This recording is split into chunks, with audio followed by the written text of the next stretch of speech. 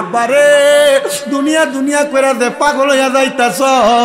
একদিন মাইকে এলান শুনবা শামীম রাজা মইরা গেছে, একদিন মাইকে এলান শুনবা তোমরার মাহফিলের সভাপতি আলহাজ শফিউল্লাহ সাহেব মইরা গেছে। মরার পরে মসজিদে ঢুকাইতো না রে, জানাজার মাঠে আইনা আলহাজ শফিউল্লাহ বইলা ডাক দিত না, ডাক দিব মরা লাশ লাশ লাশ। হে আব্বা এখনো সুযোগ আছে নামাজটা কেমনে পড়া লাগে শিখো, এখনো সুযোগ আছে আল্লাহরে কেমনে সেজদা দেওয়া লাগে শিখো। এখানে অনেক যুবক বয়ে রয়েছে আলহামদুলিল্লাহ সূরাটা শুদ্ধ করে কইতে পারতো না। এখানে অনেক মুরব্বীরা বয়া রয়েছে সূরা ফাতিহাটা একটু সহি করে বলতে পারতো না। এখানে অনেক মানুষ বয়া রয়েছে কেমনে ওযুটা সুন্দর করে করা লাগে এই মানুষগুলা সেটা জানে না। আব্বারে মুসলমান দাবি করতাছ কিন্তু আল্লাহর কাছে কেমনে মুখ দেখাইবা? নবীর উম্মত দাবি করো, দাড়ি দিয়ে ক্লিন শেভ করে করে ফালাইয়া দাও, ওই কবরে রাখার পর নবী যদি তোমার দিকে চায়া কয় তোমারে আমি চিনি না, নবীরে কেমনে মুখ দেখাইবা? আব্বাজি তোমার পাটির ভিতরে হাতটা দিয়া বলি, মুসলমান হিসাবে তোমার শারীরিক মানসিকভাবে যদি জোর শক্তি থাকে 5 ওয়াক্ত নামাজ শিখো, তাড়াতাড়ি ওযু শিখো, নবীর প্রেম শিখো। কারণ যদি তুমি মইরা যাও তোমার মরণটা একবারে তোমার গলার আগার কাছে আইসা রইছে, কখন রুহুটা বাইরে হইয়া যাইব আমার। মরণের কতদিন বাকি আমি জানিলাম না গো আল্লাহ, মরণের কতদিন বাকি। আমার যুবক ভাই তুমি যে নামাজ পড়ো না তখন তোমার পিঠটা সীসা দিয়া ঢালাই করা হবে। এ মুরব্বি দাড়িগুলা পাইকা গেছে রে আব্বা, ও আব্বা দোকানে বয়া বয়া মানুষের গিবত করো, চা দোকানে বয়া বয়া বিড়িও খাও, কিন্তু আব্বা তুমি তো এখনো পর্যন্ত নামাজটা পড়ো না। ওই ময়দানে মাসুরে তোমার ফুতের সামনে, তোমার বিয়ের সামনে, আত্মীয় স্বজন বন্ধু বান্ধবের সামনে তোমার বিয়ার যদি করবো, যখন তুমি সেজদা দিতে পারবা না ওই সময় তোমার ঠিকানা হবে ফিনারি জাহান্নামা খালিদিনা ফিহা, চিরস্থায়ী জাহান্নামের বাসিন্দা হইয়া যাইবা। হে আমার আব্বু তোমার কাছে করজোরে আবদার করি রে বাবা, নামাজ তারিস না রে। ও আব্বা তারালিয়া বাইতুল মামুর মসজিদরা ভাঙ্গা পালাইছে রে বাবা, একটা সুন্দর মসজিদ হইব চিন্তা করে দেখছো নিয়ে মসজিদের ভিতরে তুমি নামাজ পড়া যাইতে পারবানি? হে মুরব্বীরা এ মসজিদটারে ভাঙ্গা লাইলা একটা বা চিন্তা করছো নি মসজিদটা তৈরি হওয়ার পরে একটা ওয়াক্ত নামাজ তোমার নসিবে আসেনি? এমন কত রাজা বাদশারা মসজিদ বানাইছে, মসজিদ বানায় মসজিদের ভিতরে নামাজ পড়তে পারছে না।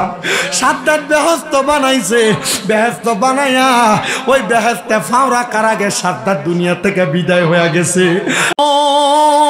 ওই সময় আমার আল্লাহ তাআলা বলেছেন আলাস্তু বিরব্বিকুম, আমি কি তোমাদের প্রভু নই? তখন কোন রূহ কথা বলে না। ওই সময় আমার নবী, আপনার নবী, দু জাহানের বাদশা নবী মুহাম্মদ মুস্তাফা আহমদ মুস্তাফা সাল্লাল্লাহু আলাইহি ওয়াসাল্লাম নবীজি রূহ মুবারক দাঁড়ায়া আমার আল্লাহর ডাক দিয়া কয় কলু বালা, হ্যাঁ আল্লাহ আপনি আমাদের প্রভু। ওই সময় আমার আল্লাহ আমার নবীজিকে বলে দিয়েছে এই নবী হইল জগতের মানুষের জন্য হেদায়েতের প্রতীক, এই নবী হইল জগতের মানুষের জন্য হেদায়েতের রাস্তা দেখানেওয়ালা। এই জন্য ওই নবীজির আগমনের কথা তখন সব উম্মতে মুহাম্মদীর রূহ এবং ফেরেশতারা সহ সবার কাছে এলান জারি করে দিয়েছে। ও মুসলমান, ও তারালিয়ার বাবারা, আমার আল্লাহ তাআলা তখনই বলেছেন এই রূহ দিয়ে আমি আল্লাহ তাআলা তোমাদের কাছে এমন একজন বন্ধু নবীকে পাঠাইব যিনি তোমাদের কষ্ট সহ্য করতে পারেন না। কেমন কষ্ট সহ্য করতে পারেন না একটু মনোযোগ দিয়ে শুনলে বুঝতে পারবেন।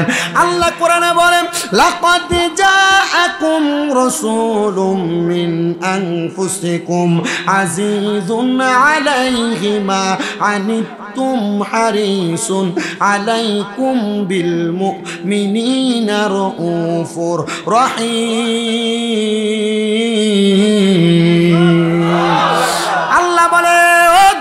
মানুষ, নিশ্চয়ই তোমাদের নিজেদের মধ্য থেকে তোমাদের নিকট একজন রসুল প্রেরণ করেছি, যিনি তোমাদের কষ্ট সহ্য করতে পারেন না। কিন্তু আমার আল্লাহ তাআলা এই কথাটা বইলা কিন্তু ক্ষান্ত হন নাই। আল্লাহ কয়, বান্দারে, ওই রসুলকে দুনিয়ার জমিনে পাঠায়া তোমাদের পথ প্রদর্শক, তোমাদের জন্য কল্যাণ কামনাকারী হিসেবে পাঠাইলাম।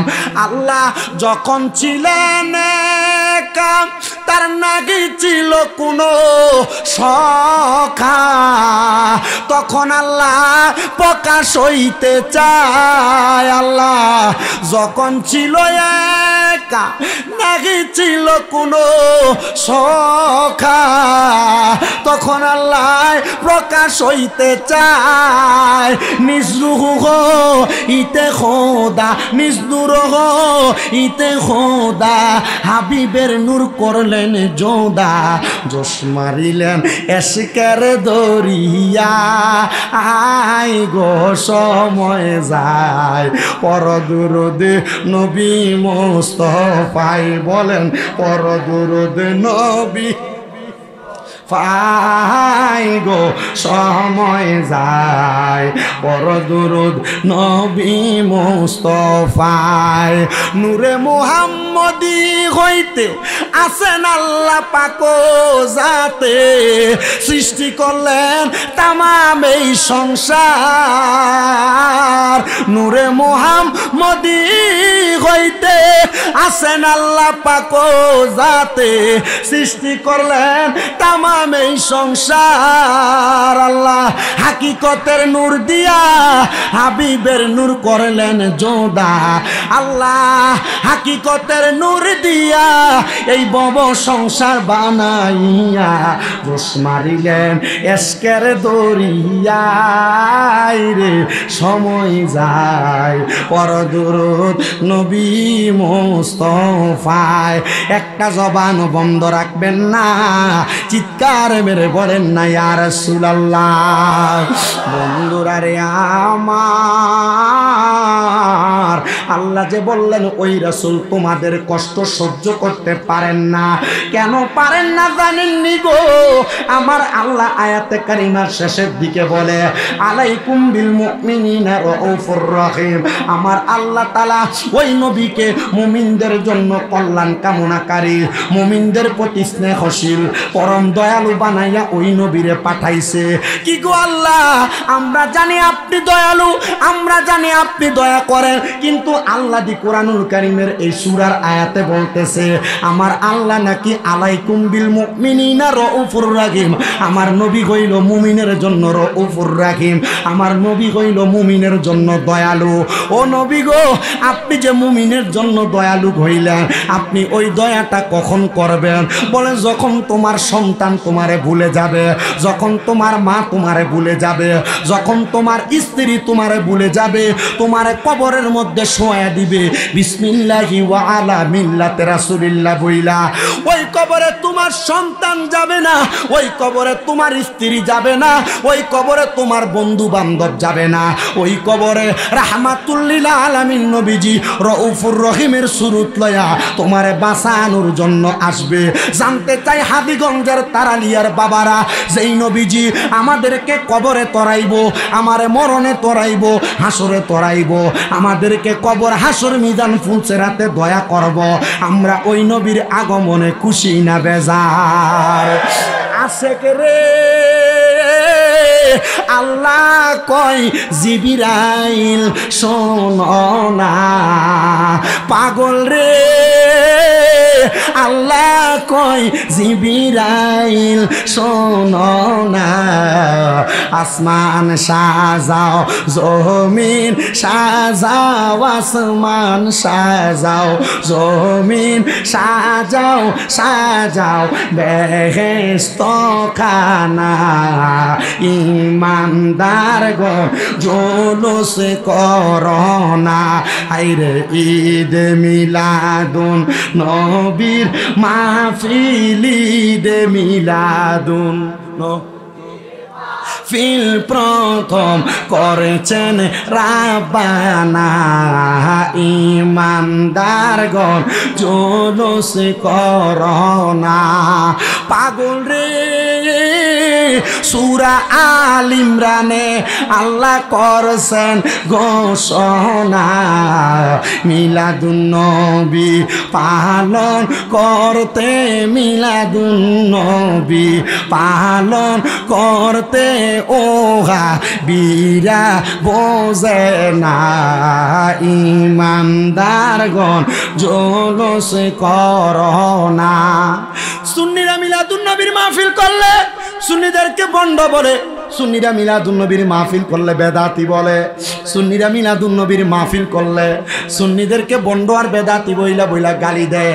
আপনারা কোন এমন জাতের একটা গ্রুপ সোনার বাংলাদেশে আছে না? না, গতকালকের খবর, সুন্নিরা চট্টগ্রামে জুলুস করে হাটহাজারির দিকে যাইতেছিল তারা বাড়ির পথে, কিন্তু ওই সুন্নিদের জুলুসের মধ্যে তারা মাদ্রাসার উপর থেকে নাকি গরম পানি মারছে। এ ভাই, সুন্নিরা তোমার মাদ্রাসা ভাঙতে যায় নাই, সুন্নিরা তোমার মাদ্রাসাতে হামলা করতে যায় না, তারা শুধু সরকার কিয়ামত মারহাবা, নবীর আগমন মারহাবা বলে রাস্তা দিয়ে যাইতেছিল। তোরে কোন কুত্তা কামড় দিছে? তুই মাদ্রাসা মসজিদের ছাদের উপর থেকে পানি মারলি। তার মানে বোঝা যায় নবী যখন আগমন করছিল শয়তান বেজার হয়েছিল, আর এখন নবীর আগমনের দিনে সুন্নিরা জুলুস করে, তোমরা বেজার হইয়া সুন্নিদের উপর গরম পানি মারো। তার মানে বোঝা যায় শয়তান আর তোমাদের মাঝে কোনো পার্থক্য না। কথা কোন এমন জাত আছে না নাই? কই আমরা তো আপনাদের কোনো মাদ্রাসা হামলা করতে চাই না, যাই নাকি? এটা কি সুন্নিদের শিক্ষা নাকি? আরো লাইবে কয় আর সুন্নিরা ইবে মারছে, ইবে মারছে। তো তুই সুন্নিদেরকে আঙ্গুল দিতে যাস কিনলে শয়তান?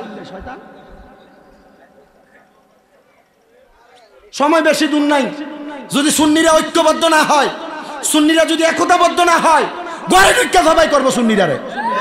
লেখা রাখো, শামীম রেজা বলে দিস।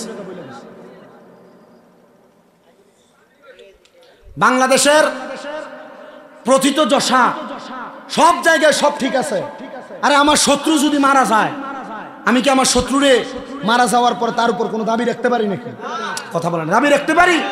তা আপনি আপনার মতো আপনার দলের কাজ করেন, আপনার সাথে আমার কোনো দ্বন্দ্ব নাই, মারামারি নাই, হানাহানি নাই, আপনি আপনার দলের কাজ করবেন। কিন্তু আমরা যদি নবীর প্রেমের স্লোগান নিয়ে 12 রবিউল আউয়ালে নবীর প্রেমের স্লোগান বলতে বলতে রাস্তা দিয়ে যাই, আর আপনি গরম পানি মারবেন, আপনারা কেউ যদি মারে এরপর আপনি সুন্নিদেরকে বন্ড বলবেন, এটা তো বাংলাদেশের মুসলমান মাইনে নিতে পারে না। কথা বলেন ঠিক কিনা?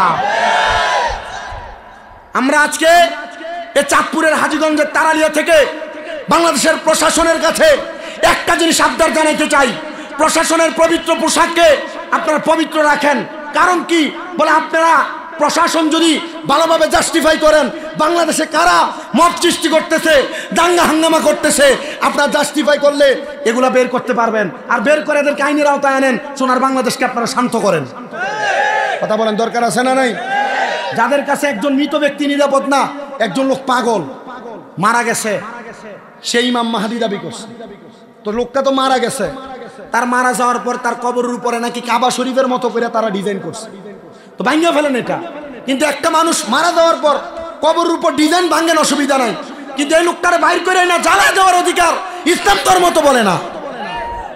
কে বলছে আপনাকে জ্বালায় দিতে? জাহিলিয়া যুগে তো এমন ছিল না, কবর থেকে উঠে জ্বালায় দিবে। আপনাদের কাছে ভালো লাগতেছে এটা? কোন নিয়ম বাইর করতেছেন আপনারা? কি দেখাচ্ছেন আপনারা? আল্লাহ তাআলা এগুলা থেকে আমাদেরকে হেফাজত করুন। আমাদের এলাকায় কি দল নাই? সুন্নি জামাত ছাড়া কি অন্য দল নাই? কুমিল্লা চাঁদপুরে কি জামাত কোন, বিএনপি কোন, সব রকমের দল নাই? আমাদের এই সাইডে তো মারামারি নেই। কোন এলাকায় এগুলো হচ্ছে তাদেরকে চিহ্নিত করেন, আর এগুলার প্রমাণ সোশ্যাল মিডিয়ার মধ্যে আসতেছে। কথা বলে না কেন? আপনারা বলেন আমরা মুসলমানেরা আল্লাহ আল্লাহ রসুলের আগমনে খুশি না বেজার? হ্যাঁ, কথা বলেন, খুশি না বেজার? মারামারি করবেন, দ্বন্দ্ব করবেন? কেউ যদি বলে মিলাদুন নবী বেদাত, তার মাথায় বাড়ি দিবেন? সুন্নিরা বাড়ি দিছে এমন কোনো প্রমাণ নাই, কিন্তু সুন্নিরা মিলাদুন নবী জুলুস করতে গেছে, গরম পানি মারছে এমন প্রমাণ আছে, ইট পাটকেল মারছে এমন প্রমাণ আছে। আল্লাহ আমাদেরকে এগুলা থেকে হেফাজত করুন, আল্লাহ আমাদেরকে বোঝার তৌফিক দান করুন। কত আশিকে রাসূল, আপনারা গতকালকের অবস্থা দেখেন না চট্টগ্রামে? লক্ষ লক্ষ মানুষ। আজকে দেখলাম 1,05,00,000 মানুষ হয়েছে শুধু চট্টগ্রামে। আওলাদ রসুলকে দেখার জন্য মানুষ এত পাগল পারা। আমি অবাক হইলাম। আচ্ছা 1,05,00,000 মানুষ বাদ দিলাম, 5 লাখ যদি সমানে দেয় কেউ লাড়িলে দৌড়ে নিবে, খবর থাকবো নি ভাই? মারামারি শিখায় না সুন্নিয়ত, সুন্নিয়ত মারামারি শিখায় না। মারামারি করা যাবে, তবে হ্যাঁ সুন্নিয়ত রক্ষার্থে যদি কখনো হাতের তরবারি নেওয়া লাগে, ছাড়বেন? ছাড়বে না। আল্লাহ আমাদেরকে বোঝার তৌফিক দিক, মুহাব্বতে বলেন আমিন। তাহলে আল্লাহ কোরআনে বলেন, হারিসুন আলাইকুম বিল মুমিনিনা রাউফুর রহিম।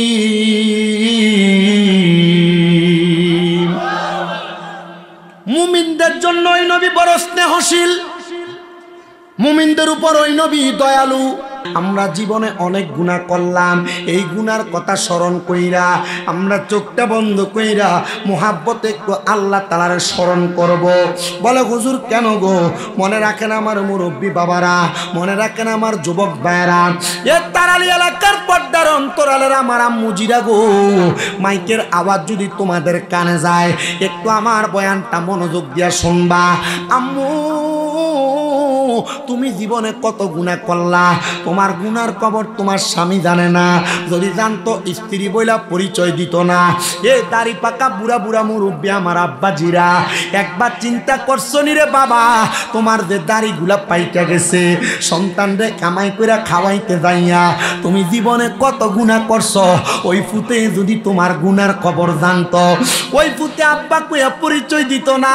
হাইরে যুবক ভাই, যেই বন্ধু বান্ধবের সাথে চলো, ওই বন্ধু বান্ধব যদি তোমার গোপন গুনার কথা জানতো, তোমার কিন্তু দোস্ত বলে পরিচয় দিত না।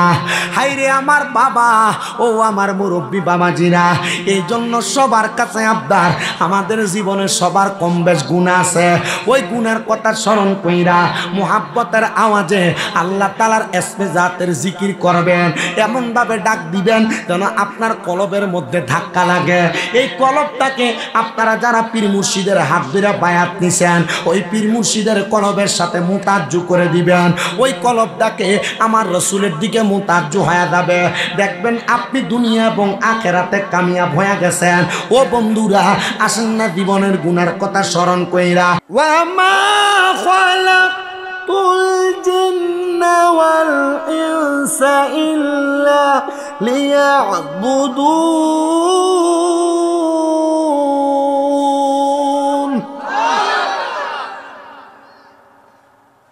আল্লাহ তাআলা মানব জাতি এবং জিন জাতি, এই দুইটা জাতিকে বানাইছেন আল্লাহর ইবাদতের জন্য। বলেন কার ইবাদত? আমরা সেজদা দেই কাকে? আল্লাহ ছাড়া কাউকে সেজদা দেওয়া যাবে? আল্লাহ ছাড়া কাউকে সেজদা দেওয়া শিরক। আল্লাহ ছাড়া কাউকে সেজদা দেওয়া, মাজারে দেওয়া যাবে? আহলে সুন্নাত ওয়াল জামাতের final last and first and last ফতোয়া, আল্লাহ ছাড়া কাউকে সেজদা দেওয়া যাবে না। কোনো মাজারে না, কোনো পীরের পায়ে না, কারোর পায়ে সেজদা দেওয়া যাবে?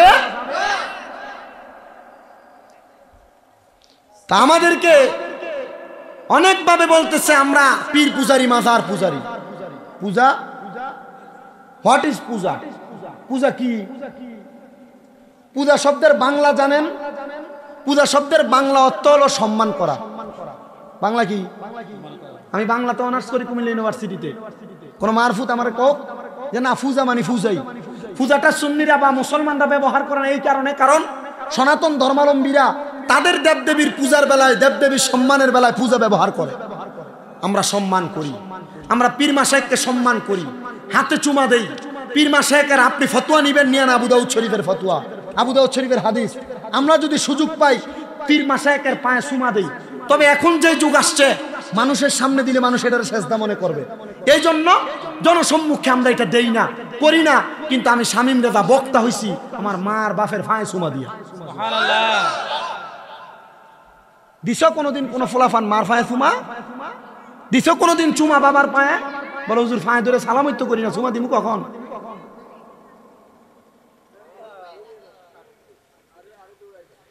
ইজ্জত সম্মানের কাছে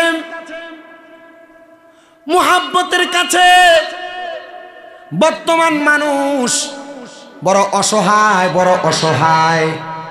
এজন্য মনে রাখতে হবে, সোনার বাংলাদেশে যাদেরকে আমরা চিনি তাওহীদি জনতা নামে, তারা সোনার বাংলাদেশের মানুষকে বলে শিরিক করে। সুন্নিরা মাজার পূজা করে, কিন্তু তারা কিছুদিন পরে পরে ডলার খায়া কালার পাল্টায় আর সোনার বাংলাদেশের মধ্যে দাঙ্গা হাঙ্গামা তৈরি করে। আল্লাহ এমন জাত এবং গোষ্ঠী থেকে আমাদেরকে হেফাজত করুন, জোরে বলেন আমিন। আমার বাবা ভাইরা, আমি ডাইনে বামে যাচ্ছিলাম, আল বিদায়া ওয়ান নিহায়া একটা কিতাব, যে কিতাবটা 14 খণ্ড, ইসলামিক ফাউন্ডেশন বাংলাদেশের পক্ষ থেকে এটা ছাপানো হয়েছে। ওইটা থেকে রাহমাতুল লিল আলামিন নবী মিলাদুন নবীর ব্যাপারে আমি একটু আপনাদের কাছে বয়ান করতে চাই। আপনারা ধৈর্য নিয়ে বসবেন, আমি আশা করি আপনাদের কাছে মিলাদুন নবীটা বড় ক্লিয়ার হয়ে যাবে। আপনাকে অনেকে বলে মিলাদুন নবী আবার কি? দেখবেন সোশ্যাল মিডিয়া, ইউটিউবের মধ্যে নতুন নতুন মৌলবী সাহেব চলে আসে, যারা মানুষকে ফতুয়াবাজি করে মিলাদুন নবী থেকে দূরে সরে যায়। আবার কেউ যদি 500-1000 টাকা দিয়া মিলাদুন নবীর মাহফিলে দাওয়াত দেয়, অন্যান্য মাহফিলে মিলাদুন নবীর বেদাত ফতুয়া দিয়া, আবার বাইতুল মুকাররমের মিলাদুন নবীর মাহফিলে যাইয়া মিলাদুন নবীর প্রশংসা করে, টাকা খাইয়া চলন বদলায়, এমন জাতীয় সোনার বাংলাদেশে আছে না নাই? আসেন, মিলাদুন নবীটা কি আগে জানেন? মিলাদুন নবী যারা মানবে না এরা কাফের। বলে হুজুর কি বললেন? কাফির কি পাইকারি দরে বিক্রি হয়? ও বাবা, মিলাদুন নবী মানে হলো নবীর জন্ম। নবীর জন্ম যদি না মানে তাহলে সে তো উম্মতে হতে পারবে না, কারণ নবী যদি জন্ম না হইতো তাহলে তুমি কার উম্মত হইতা? এই জন্য মিলাদুন নবী শব্দের অর্থ হলো নবীর জন্ম। এ যুবক ভাই, পথভ্রষ্ট হওয়ার কোনো সম্ভাবনা নাই। তুমি আমার কথাগুলো মনোযোগ দিয়া শোনো। যদি কোরআন সুন্নাহ মোতাবেক হয় তাহলে মানবা, কোরআন সুন্নাহ মোতাবেক না হলে মানবা না। মিলাদুন নবী একটা মুরাক্কাব শব্দ, যৌগিক শব্দ। এই মিলাদুন নবী যেহেতু যৌগিক শব্দ, মিলাদ শব্দের অর্থ জন্ম, আর নবী মানে হলো নবীর। মিলাদুন নবী মানে নবীর জন্ম, আর ঈদে মিলাদুন নবী মানে হলো নবীর জন্মের খুশি। আমরা নবীর জন্মতে খুশি। সুন্নিরা যেমন নবীর জন্মে খুশি, জামাতিরা তেমন নবীর জন্মে খুশি, কওমিরা তেমন নবীর জন্ম খুশি। কিন্তু কেউ যদি বলে নবীর জন্মে আমি খুশি না, তাহলে সে কাফের। কারণ নবীজি দুনিয়াতে আল্লাহ তাআলার প্রমাণ হয়ে আগমন করছে। জোরে সোরে পড়েন সুবহানাল্লাহ।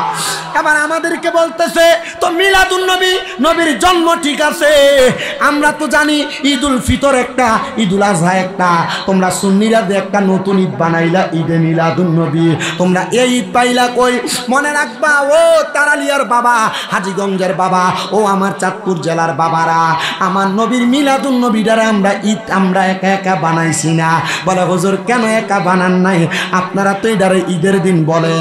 আমি বলতেছি ঈদুল ফিতর পাইতাম না ওই নবী দুনিয়াতে না আসলে, ঈদুল আজহা পাইতাম না ওই নবী দুনিয়াতে না আসলে।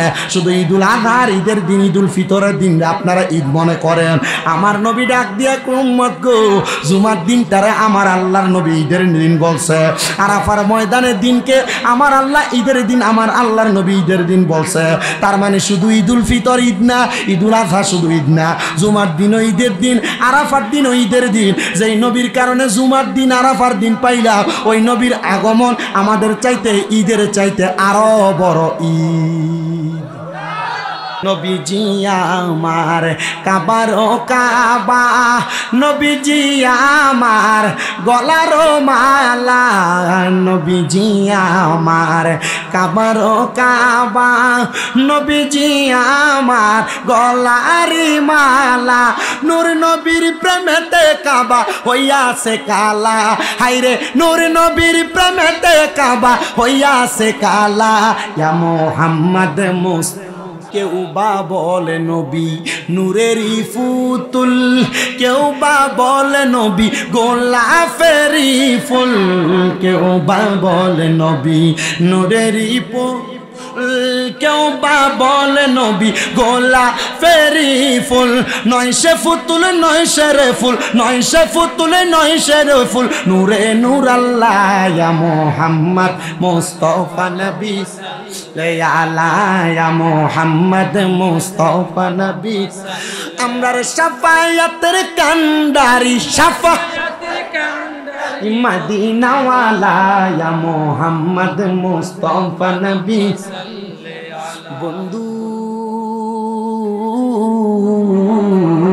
ও আমার নবীর পাগলেরা রে, এবার একটু মনোযোগ দিয়া শুনবারে বাবারা।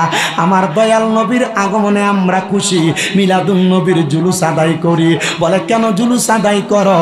এবার আমার আল্লাহ কোরআনুল কারিমে বলে কুল বিফাদলিল্লাহি ওয়া বিরহমাতিহি ফাবিযালিকা ফালইফরাহু ওয়া খায়রুম মিম্মা ইয়াজমাউন। আল্লাহ বলে হাবিব আপনি তাদেরকে বলে দেন তারা যেন আমি আল্লাহর পক্ষ থেকে ফজল পাওয়ার পর খুশি উদযাপন করে। মনে রাখতে হবে এই খুশি উদযাপন করা আমরা যা আমল একত্রিত করে রাখি এর চাইতে উত্তম। ও বন্ধু, খুশি উদযাপন করার কথা আমার আল্লাহ বলছে। আল্লাহর পক্ষ থেকে ফজল আর রহমত পাইলে খুশি উদযাপন করার কথা। ও আল্লাহ, আমরা তো নবী পাইছি, রহমত পাই নাই। আমার আল্লাহ কয় ওয়ামা আরসালনাকা ইল্লা রাহমাতাল লিল আলামিন। আমি আল্লাহ তোমাদের কাছে আরসাল করি নাই, পার্সেল করি নাই ইল্লা রাহমাতাল লিল আলামিন, তবে আমার রহমত নবীকে রহমত বানিয়ে পাঠাইছি। ও বন্ধু, ওই নবীকে পাইয়া আমরা সবাই খুশি, কিন্তু ওই নবী তো দুনিয়ার জমিনে এমনে আগমন করে নাই। ওই নবী যখন আগমন করবে, আগমন এমনে করে নাই। হযরতে বাবা আদম আলাইহিস সালাতু ওয়াস সালামের পেশানি থেকে ঈসা নবী পর্যন্ত ওই নবীর নূর মুবারক প্রত্যাবর্তন হয়েছে। এবার যখন ঈসা নবীর আওলাদ থেকে 500 বছর পরে আমার নবীজির আওলাদ, নবীজির দাদা ভাই হযরতে আব্দুল মুত্তালিব, জিনার ঘরের মধ্যে সন্তান ছিল 10 কারোর মতো 11 জন। মারহাবা বলবেন না? কয়জন সন্তান? আর এখনের মহিলারা সন্তান বেশি হবে বিদায় বিভিন্ন রকমের প্রক্রিয়াজাত বিভিন্ন রকমের ঔষধ সেবন করে তারা সন্তান নষ্ট করে। কি আছে না নাই? এ মা বোনেরা, তোমরা যারা বিভিন্ন রকমের প্রক্রিয়ার মাধ্যমে তোমাদের গর্ভের সন্তান নষ্ট করো, তোমরা সবচাইতে বড় ভুল করো, সবচাইতে বড় গুনার কাম করো। হুজুর কেন? এ বাবা মনে রাখতে হবে, আপনি যে ওষুধের প্রক্রিয়ার মাধ্যমে সন্তান গর্ভজাত করা বন্ধ করে রাখেন, বাবা জানতে চাই আপনারা কোন রিজিকের মালিক কি? খাওয়ানোর ডরে সন্তান গর্ভে নেয় না? আস্তাগফিরুল্লাহ নাই ভাই?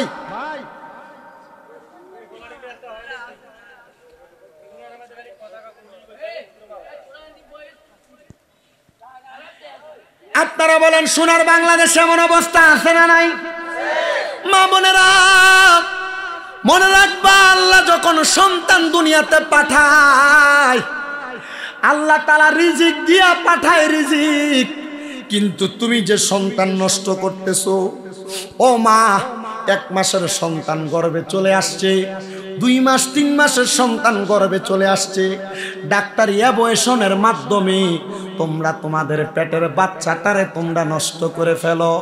মাগো, তোমার যে সন্তানটা দুনিয়াতে জন্ম নিছে, তোমারে যদি কেউ বলে এই বাচ্চাটারে টোড়াটা চিপ দিয়া দুইরা মাইরা ফেলতা, তুমি পারবা না, তো কেমনে গো পেটের বাচ্চাটারে নষ্ট করে ফেলো?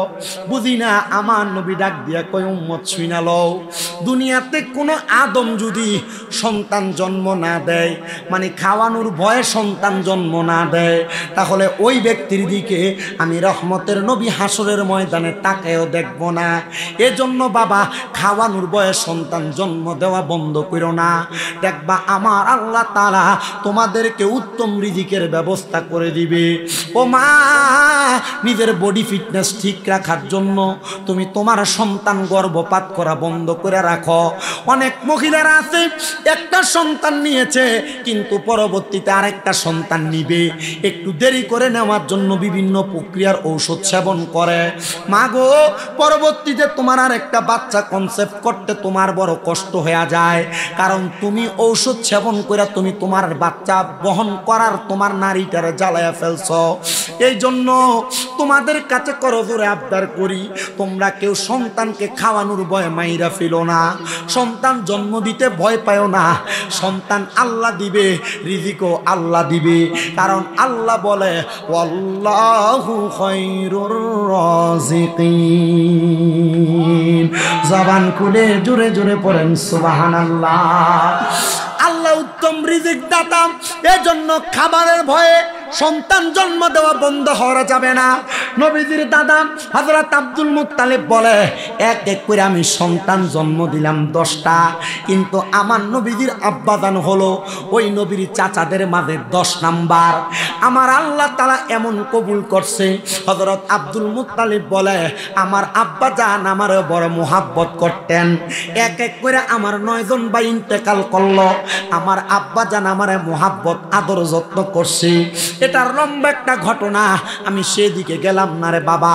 হযরতে আব্দুল্লাহ বলে, আমি যখন আমার আব্বাজানের কাছে আসলাম, আমার আব্বাজান আমারে প্রত্যেক দিন মক্কা নগরী তাইকা, মক্কা নগরীর একটা জায়গা আছে যে জায়গার নাম গাজা, ওই গাজা এরিয়া থেকে বাস ছাড়ে আয়েশা মসজিদে যাওয়ার জন্য। যারা উমরা করে ওই আয়েশা মসজিদে এখান থেকে রওনা করে বাসে 5 টাকা লাগে, নিয়েও যায় আবার নিয়েও আসে ওই বাসে কইরা।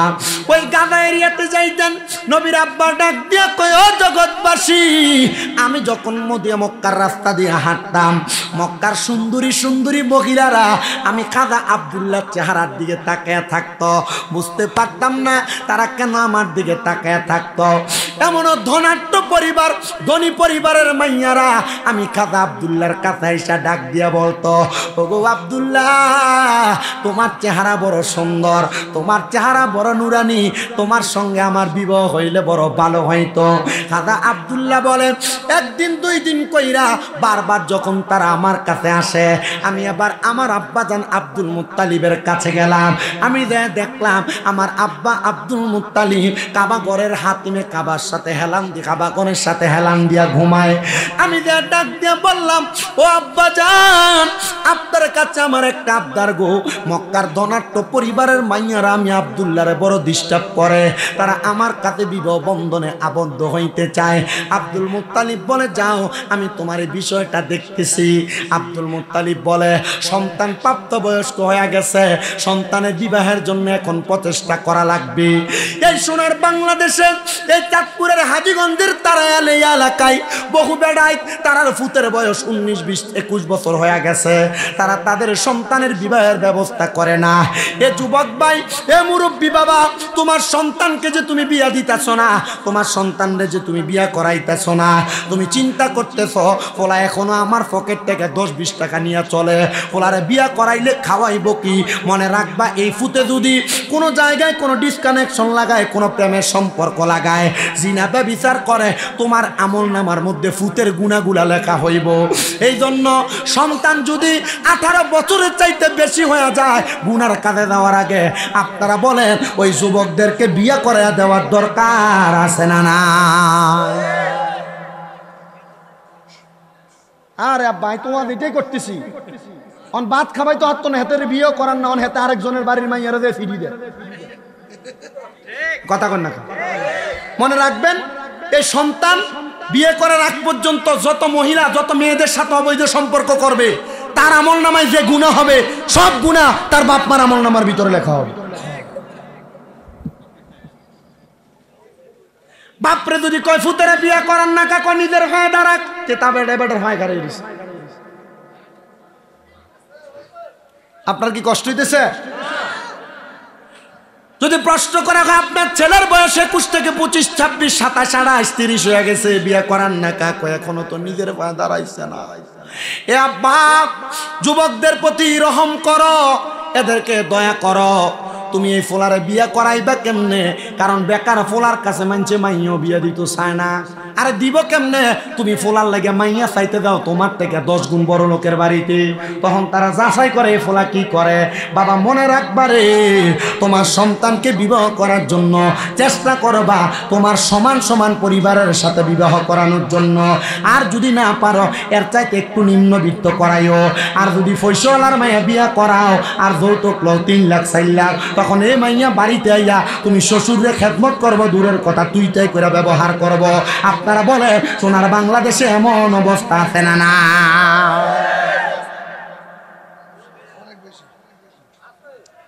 আপনি যে 3 লাখ টাকা যৌতুক লইলেন তন্দার ফোলারে বিয়ে করাইলেন না, বিয়ে দিলেন। তখন আর বিয়ে করেছেন না, তখন বিয়ে দিয়েছেন ফুতেরে। যৌতুকের চল নাই কেন? না না না, যৌতুকের চল নাই, খুশি করি দিয়ে আপনারা জামাই। এই কথা কন না খা। আল্লাহ আমাদেরকে বোঝার তৌফিক দান করুন। আপনারা বিবাহকে সহজ করে দেন। যৌতুক নেওয়া যেমন অপরাধ, অধিক মোহরানা নেওয়া তেমন অপরাধ। ফোলা মাসে কামাই করে 15,000 টাকা, তার বিয়ার মোহরানা বানাই 5 লাখ টাকা। যদি জিগায় এত লাখ টাকা মোহরানা কেন? ভবিষ্যতে যদি কোনো সমস্যা হয় এটা তার বরণ পোষণের জন্য। তা আপনার বিসমিল্লাতে গলত নিয়ত বালানা, সমস্যার কথায় অনেকন মানছে কি বিয়া করে সমস্যা করবার লাগা। তো তুমি যে বেশি টাকা যৌতুক দিয়া মাইয়া বিয়া করলা, তখন এই মাইয়া তুমি তোমার ঘরে ঘুমাইবা, দেখবা তোমার ফুতে রাত্রবেলা ঘরের ভিতর অমুক মারানি জি কইয়া বউ ফিডায়, তখন বেডিও তার গাড়ির উপর উঠটা তারেও মারামারি করে। আপনারা বলেন এমন বউ ফিডাফিডি আছে না? না, নবীজিরা দাদা যান চিন্তা করেন আমার সন্তান প্রাপ্তবয়স্ক হয়ে গেছে, বিবাহ দেওয়া লাগবে। এমন টাইমে হযরতে আব্দুল মুত্তালিবের দোস্ত হযরতে ওহাব জুহরি নবীর নানা, তিনি আয়েশা হযরতে আব্দুল মুত্তালিবের সামনে হাজির। ডাক দিয়া কয়, দোস্ত গো, তোমার কেন এত চিন্তিত দেখা যায়? আব্দুল মুত্তালিব বলেন, ও বন্ধু ওহাব জুহরি, আমি চিন্তিত একটা মাত্র কারণ, আমার সন্তান আব্দুল্লাহ প্রাপ্তবয়স্ক হয়ে গেছে। মক্কার সুন্দরী সুন্দরী মহিলারা মাইয়ারা আমার সন্তান আব্দুল্লাহরে বড় জ্বালায়, বড় বিবাহ করার জন্য ডিস্টার্ব দেয়। আমি আমার সন্তানের জন্য একটা আবেদা কন্যা চাই। ওহাব জুহরি বলে, দোস্ত যদি মনে কষ্ট না নেন তাহলে আমার কন্যা আমিনার সঙ্গে আপনার সন্তান আব্দুল্লাহর বিবাহ দিতে চাই। রাজি হয়ে গেছে, সুন্দর বিবাহের ইন্তজাম হয়ে গেছে। খাজা আব্দুল্লাহর বিবাহ মা আমিনার সঙ্গে সুন্দরভাবে বিবাহ সম্পাদন। নবীর আব্বা এবং নবীর আম্মা যান, তারা দুইজন বাসর ঘরের মধ্যে প্রবেশ করলেন। দুইজনে 2 রাকাত আল্লাহ তাআলার শুকরিয়া তার নামাজ পড়ছে। এ আব্বুজিরা, পুরুষ মানুষ, মহিলা মানুষ, মাইয়া মানুষ যখন বিবাহ হয়, হওয়ার পরে তাদেরকে বাসর ঘরে ঢুকায়া 2 রাকাত নামাজ পড়ায়া দেয়। এটা কোনো সাধারণ নামাজ না, এটা তোমার একটা দুনিয়ার সবচাইতে শ্রেষ্ঠ কাজ শুরু করার আগে এটা তোমার জন্য একটা বরকতওয়ালা নামাজ। এই নামাজটা সবাই পড়াইবা। কিন্তু ফেসবুক সোশ্যাল মিডিয়ার মধ্যে কয়েকদিন আগে দেখলাম এক ফোলারে নামাজ পড়তো, দাঁড়াইতে কইছে এ ফোলা 2 রাকাত নফল নামাজ পড়ব, আল্লাহু আকবার কইয়া এভাবে ধরছে, আর ডাইনে একবার তাকায়, বামে একবার তাকায়। বুঝতে পারলাম না, খানাটা ঠিক মতো খাইয়া শিখলা, টাকাটা ভালো করে চিনলা, কামাই রুজি করা সুন্দরভাবে চিনলা, বিয়া করার জন্য বউ লাগবে এটাও জানলা, কিন্তু তুমি যে মুসলমান 2 রাকাত নামাজ যে সুন্দর করে পড়া লাগবে এটা তো বুঝলা না। মনে কইরা লও, জুইনা লও রে তিরমিজি শরীফের কিতাবুস সালাত অধ্যায়ের একটা হাদিস শরীফ। আমার নবী কয়, কাল ময়দানে মাশরে যারা দুনিয়াতে নামাজ পড়ে না, তারা ইবাদত করে না, তাদেরকে আমার আল্লাহ বলবে সেজদা দাও, তখন তারা সেজদা দিতে পারবে না। বলে কারণ কি আর রাসূলুল্লাহ নবী গো? আমার নবী বলেন তাদের পিঠ থেকে মাথা পর্যন্ত সীসা দ্বারা ঢালাই করে দেওয়া হবে, তখন তারা চেষ্টা করলো রুকু দিতে পারবে না, চেষ্টা করলো সেজদা দিতে পারবে না। এ আমার যুবক ভাই, তুমি যে নামাজ পড়ো না, তখন তোমার পিঠটা সীসা দিয়া ঢালাই করা হবে। এ মুরব্বি, দাড়িগুলা পাইকা গেছে রে আব্বা। ও আব্বা, দোকানে বয়া বয়া মানুষের গিবত করো, চা দোকানে বয়া বয়া বিড়িও খাও, কিন্তু আব্বা তুমি তো এখনো পর্যন্ত নামাজটা পড়ো না। ওই ময়দানে মাসরে তোমার ফুতের সামনে, তোমার বিয়ের সামনে, আত্মীয় স্বজন বন্ধু বান্ধবের সামনে তোমার বিয়ার যদি করবো, যখন তুমি সেজদা দিতে পারবা না ওই সময় তোমার ঠিকানা হবে ফিনারি জাহান্নামা খালিদিনা ফিহা, চিরস্থায়ী জাহান্নামের বাসিন্দা হইয়া যাইবা। হে আমার আব্বু, তোমার কাছে করজোরে আবদার করি রে বাবা, নামাজ তারিস না রে। ও আব্বা, তারালিয়া বাইতুল মামুর মসজিদরা ভাঙ্গা পালাইছে রে বাবা, একটা সুন্দর মসজিদ হইব, চিন্তা করে দেখছো নিয়ে মসজিদের ভিতরে তুমি নামাজ পড়া যাইতে পারবানি? হে মুরব্বীরা, এ মসজিদরে ভাঙ্গা লাইলা, একটা বার চিন্তা করছো নি মসজিদরা তৈরি হওয়ার পরে একটা ওয়াক্ত নামাজ তোমার নসিবে আসেনি? এমন কত রাজা বাদশারা মসজিদ বানাইছে, মসজিদ বানায় মসজিদের ভিতরে নামাজ পড়তে পারছে না। সাদ্দাত বেহেশত বানাইছে, বেহেশত বানাইয়া ওই বেহেশতে ফাওরা কারাগে সাদ্দাত দুনিয়া থেকে বিদায় হয়ে গেছে। আব্বারে, দুনিয়া দুনিয়া করে দে পাগল হইয়া যাইতাছ। একদিন মাইকে এলান শুনবা শামীম রাজা মইরা গেছে, একদিন মাইকে এলান শুনবা তোমরার মাহফিলের সভাপতি আলহাজ শফিউল্লাহ সাহেব মইরা গেছে। মরার পরে মসজিদে ঢুকাইতো না রে, জানাজার মাঠে আইনা আলহাজ শফিউল্লাহ বইলা ডাক দিত না, ডাক দিব মরা লাশ লাশ লাশ। হে আব্বা, এখনো সুযোগ আছে নামাজটা কেমনে পড়া লাগে শিখো, এখনো সুযোগ আছে আল্লাহরে কেমনে সেজদা দেওয়া লাগে শিখো। এখানে অনেক যুবক বয়ে রয়েছে আলহামদুলিল্লাহ সূরাটা শুদ্ধ করে কইতে পারতো না। এখানে অনেক মুরব্বীরা বয়ে রয়েছে সূরা ফাতিহাটা একটু সহি করে বলতে পারতো না। এখানে অনেক মানুষ বইয়া রয়েছে কেমনে ওযুটা সুন্দর করে করা লাগে এই মানুষগুলা সেটা জানে না। আব্বারে, মুসলমান দাবি করতাছ কিন্তু আল্লাহর কাছে কেমনে মুখ দেখাইবা?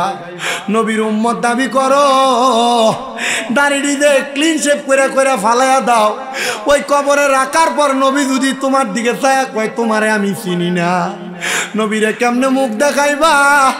আব্বাজি, তোমার পাটির ভিতরে হাতটা দিয়া বলি, মুসলমান হিসাবে তোমার শারীরিক মানসিকভাবে যদি জোর শক্তি থাকে 5 ওয়াক্ত নামাজ শিখো, তাড়াতাড়ি ওযু শিখো, নবীর প্রেম শিখো। কারণ যদি তুমি মইরা যাও তোমার মরণটা একবারে তোমার গলার আগার কাছে আইসা রইছে, কখন রুহুটা বাইর হইয়া যাইব আমার। মরণের কত দিন বাকি আমি জানিলাম না গো আল্লাহ, মরণের কত দিন বাকি আমার, মরণের কত আমি জানিলাম না গো আল্লাহ, মরণের দিবে দড়ি তখন আমার মন প্রাকি করবে লুকা চুরি, আমি জানিলাম না গো আল্লাহ, মরণের কত দিন বাকি আমার, মরণের আমি জানিলাম না গো আল্লাহ, মরণ হার হায়াত হইল হাতে বাইরে মত হইল পায়ে, কোন জায়গায় কার মরণ লেখা সেই জায়গায় সে মরে, আমি জানিলাম না গো আল্লাহ, মরণ কত দিন বাকি আমার, মরণের কত আমি জানিলাম না গো আল্লাহ, মরণ। আব্বা, অনেকে বোবার মতো বসে রয়েছেন, আপনি মনে হয় হাদিস শরীফ জানেন না। আমার নবী বলে আমার কোন উম্মত যদি দৈনিক প্রতিদিন 20 বার মরার কথা স্মরণ করে আর ওই দিন যদি সে মারা যায় তাহলে তার আমল নামার ভিতরে আল্লাহ শহীদের মর্তবা লিখেন। এই গজলের ভিতরে 20 বারের উপরে মরার কথা আছে, একটু মুহাব্বতে পড়েন। আমার মরণের কত দিন বাকি আমি জানিলাম না গো আল্লাহ, মরণ কতদিন আর 30 পারা কোরআন বাইরে মুখে রাইখো তয় যেদিন তুমি মইরা যাইবা হইবে তোমার লয় আমি জানিলাম না গো আল্লাহ মরণের কত বাকি আমার মরণের কত আমি জানিলাম না গো আল্লাহ মরণের কত হে আমার বাবা এই জন্য তোমাদের কাছে বলি কেমনে রুকু দেওয়া লাগে।